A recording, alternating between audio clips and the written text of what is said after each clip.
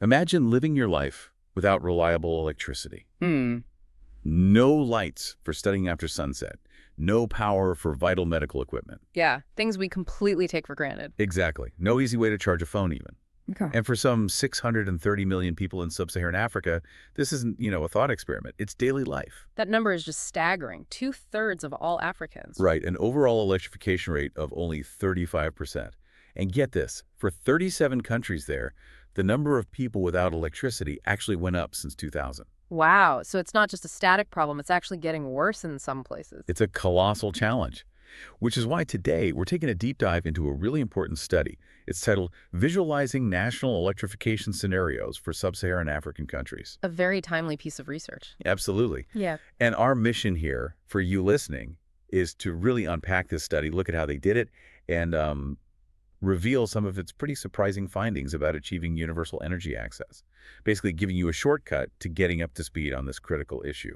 And it's crucial to see this isn't just about convenience, is it? It's fundamental. So not at all. This lack of electricity, it's a major barrier to economic and social development. Think healthcare, education. It holds everything back. Huge GDP losses too, right? Yeah, the estimates are around 2% of GDP per year lost for the continent, at least. So achieving universal access, that's UN Sustainable Development Goal 7, it's not just flicking a switch. It's about unlocking, well, immense human potential and economic growth. Okay, let's dig into that. Historically, we think electricity, we think big power plants, long transmission lines, the grid, basically. Special model, yeah. But this study makes it really clear why that approach, well, it just isn't cutting it everywhere in sub-Saharan Africa. Right, the economics often just don't work. Especially in rural areas, right? Low population density, remote locations. Yeah. Extending the grid is just incredibly expensive. The investment is huge, and you can't recoup those costs quickly. It's not financially viable in many, many places. And it's not just about reaching people. Even where there is a grid connection, the quality can be pretty bad. Oh, definitely. Frequent outages, brownouts, often due to poor maintenance or the system just being overloaded. So yeah, the old centralized model alone is not going to solve this. Which leads us to the key question. If that's not enough, what are the alternatives? Exactly. And the good news, thankfully, is that technology's moved on. We're seeing some really exciting decentralized possibilities opening up. Things like solar. Precisely. This study really zooms in on two main decentralized approaches: solar home systems, SHS, and PV hybrid mini-grids. Okay, SHS and mini-grids. And they're becoming much more viable, mainly because the cost of solar panels, the PV tech, and batteries has just plummeted. Right. So what's the difference between the two, SHS and mini-grids? Good question. Basically, SHS are for, well, individual homes, basic needs lights, maybe a radio, charging a phone. Okay, small scale. Very. Mini-grids, on the other hand, they're bigger. They can power a whole community, maybe a village, even small industries, often providing 24/7 supply. Got it. You know, it makes me think of the way telecoms leapfrogged in Africa. Straight from very few landlines to mobiles everywhere. Yeah, that's a great analogy. We might be seeing a similar kind of leapfrogging happening with electricity access. So, okay, mapping this out for a whole continent, that sounds incredibly complex. How did this study actually manage it? What was their approach? Well, the really powerful thing here is their use of geospatial data. And importantly, it's all based on publicly available open source data and tools. Oh, that's great. So others can build on it. Exactly. They use things like Python, QGIS, standard tools, and the core data sets were key. What kind of data? They used world pop spatial population data. This stuff is amazing. It's down to 100 by 100 meter resolution. Wow, that's detailed. Incredibly detailed. Then they combine that with NASA's Nightlight satellite imagery from 2012. Basically, you can literally see where the lights are on. So see who already has electricity. Precisely. And finally, they layered in data on the existing transmission grids from places like the African Development Bank and the UN. Okay, so population, existing lights, existing grid, how did they put it all together? It was a pretty neat three-step process. First, use the night lights to map out electrified versus not electrified areas. Simple enough. Right. Second, create a mask over those unelectrified areas and use the population data to count exactly how many people live there without power. Okay, quantifying the need. Yep. And the third step, the crucial one, was assigning the best electrification option grid extension, mini-grid, or SHS to each unelectrified area. And how did they decide which option went where? Based on two main things. How close is it to the existing grid? And what's the population density? Uh, And this kind of detailed spatial analysis is just so vital. It means policymakers, investors, yeah, they can target resources effectively instead of just, guessing. that makes total sense. So tell us more about those two key factors, the grid proximity and the density. How do they define those? Sure. For proximity, they define what they called a grid buffer. They set it at a 25-kilometer radius around the existing grid lines. So within 25-kilometer, grid extension is potentially an option. Potentially, yes, though maybe not always the best option, as we'll see.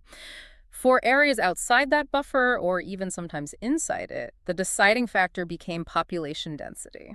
Okay, and what was the magic number for density? They set a threshold of 400 people per square kilometer. Right. If the density was above 400, they figured a mini-grid would be the most suitable option, enough people to support a community system. And below 400. Below 400, solar hum systems, the SHS, were flagged as the primary solution. And was that 400 number just pulled out of thin air? No, they explained it was based on visual analysis. They looked at satellite imagery and population clusters to figure out, what density typically represents a village large enough to potentially support a mini-grid. Okay, interesting. So they have the method, the data, the parameters, then they ran scenarios, right? And this is where it gets juicy. This is where it gets really interesting, yeah. The results definitely challenge some common thinking.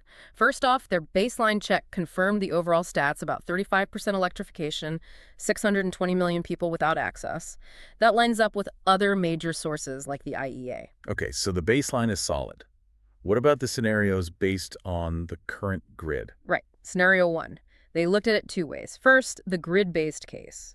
This basically assumes you prioritize extending the grid within that 25-kilometer buffer, even if the density is low. Kind of the traditional thinking. Sort of, yeah. In that case, the grid extension covered about 47% of the unsupplied population. That's around 290 million people. Okay, nearly half. What about the rest? SHS got about 41%, 253 million, and mini-grids picked up the remaining 12% or so, 77 million. So a fairly balanced picture with the grid playing a big role. Okay, but then they ran another case. Yes, and this is the fascinating one. The SHS-based case. Here, they changed the logic within the grid buffer.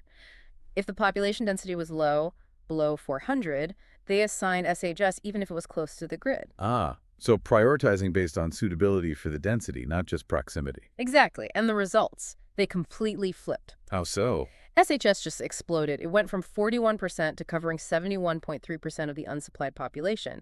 That's 442 million people, potentially best served by individual solar systems first. Whoa, 71%. What happened to the grid share? It plummeted. Grid extension dropped from 47% down to just 16.3%, about 101 million people. Mini grids stayed roughly the same, around 12%. That is a massive difference, just changing that one assumption about density near the grid. It's huge. It really suggests SHS aren't just a niche solution. They could be the dominant technology for rapidly reaching the most people, especially when you properly account for where people actually live and the density. That insight alone is pretty game-changing for investment priorities, isn't it? If you assume grid first, you invest one way. If you see SHS as primary for low-density areas. Completely different calculus. It forces a rethink. For decades, the default was often grid expansion. This study provides strong, data-driven evidence that decentralized options, particularly SHS, should arguably be central to the strategy, not just an afterthought for the hardest to reach. They also looked ahead, didn't they? Factoring in planned grid extensions. They did. Scenario 2. They added in anticipated grid expansions. But even then, if you applied that SHS-based logic, prioritizing SHS in low-density areas regardless of grid proximity, SHS still dominated. Still 71%? Still 71.3%. Grid extension only got up to about 20.6%, even with the planned expansions considered under that logic, and mini-grids dipped slightly to 8.1%. Wow. So the core message seems to be that density and distance are the real drivers, and how you weigh them fundamentally changes the picture. Absolutely. It highlights that the biggest trade-off, the biggest strategic decision point is really between SHS and grid extension. And it hinges massively on how you treat those lower density populations, even those relatively near the grid. Okay, so that finding about SHS is powerful. But the researchers didn't just leave it there, did they? They tested how sensitive the results were to those key numbers, the 25-kilometer buffer and the 400 people density threshold. Right, the sensitivity analysis, crucial for understanding how robust the findings are. They tweaked those parameters to see what would happen. So what happened when they changed the grid buffer size? They tried 10 kilometers and 50 kilometers. Yeah, in the grid prioritized case, making the buffer smaller, just 10 kilometers meant less grid potential. So SHS jumped up to 55% and the grid share dropped to about 27%. Makes sense. And the bigger 50-kilometer buffer. Opposite effect, again in that grid-based scenario, the grid share jumped way up to 65.5% and SHS dropped down to 26.5%. So that buffer size really matters if you're prioritizing the grid. But what about in the SHS prioritized scenario? Did the buffer size change much there? Interestingly, no. In the SHS-based case, the SHS share stayed pegged at that high 71.3%, regardless of whether the buffer was 10, 25, or 50 kilometers. So that suggests the density rule is the more powerful factor in that scenario. It really does. It implies that once you decide low density means SHS first, the exact reach of the grid becomes less critical to the overall SHS share. Density dictates the outcome for a huge chunk of the population. Okay, what about the other lever they pulled, the population threshold? They tried lowering it from 400 down to 100 people per square kilometer. Yes. And lowering that threshold, making it easier to qualify for a mini-grid, had a clear impact. More mini-grids. Yep. The share for mini-grids increased significantly by about 9 percentage points across the board. It meant more areas were deemed suitable for those community-level systems rather than just individual SHS. So that parameter really defines the scale of the middle ground solution between single homes and the main grid. Precisely. It shows that figuring out the viable threshold for mini-grids is really important for optimizing the mix. It's not just SHS versus the main grid. Mini-grids have a distinct role, and how you define their niche matters. This sensitivity testing really highlights the complexity, doesn't it? Small tweaks and assumptions. Big impacts on the recommended strategy. How far do we realistically expect the grid to extend affordably? What density truly makes a mini-grid commercially viable? These aren't just technical questions. They shape the entire pathway to electrification. And lowering the density threshold for mini-grids had another interesting effect in the SHS-based scenario, right? It did, slightly counterintuitively. By assigning more areas to mini-grids, because the threshold was lower, it actually freed up some slightly denser areas outside the mini-grid zones that might otherwise have gone to SHS, making grid extension look slightly more relevant again in specific pockets. It shows how interconnected these choices are. So let's bring this all together. What does this mean for the big picture? Because this study's findings, especially on mini-grids, seem quite different from other major forecasts. That's a key takeaway. The study finds mini-grids serving a relatively small slice, maybe 8% to 12%, depending on the scenario. Right, but you hear figures like the IEA suggesting mini-grids could deliver maybe 45% of new connections by 2040.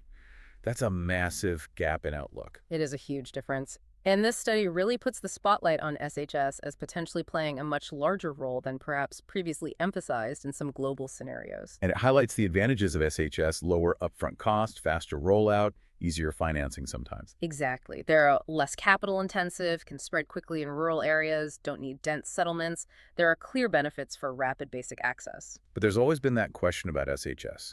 Can they power businesses? Can they support productive use beyond just lights and phone charging? Does the study address that limitation? It acknowledges it implicitly. The focus here is primarily on achieving access for the unserved population. SHS are presented as a powerful tool for that initial foundational step. So not a silver bullet for everything. Definitely not. The study doesn't suggest SHS replace the need for more robust power for industry or higher household demand. Grid connections and strong mini-grids are still absolutely essential for economic development. So maybe it's about sequencing. That's one interpretation the study hints at.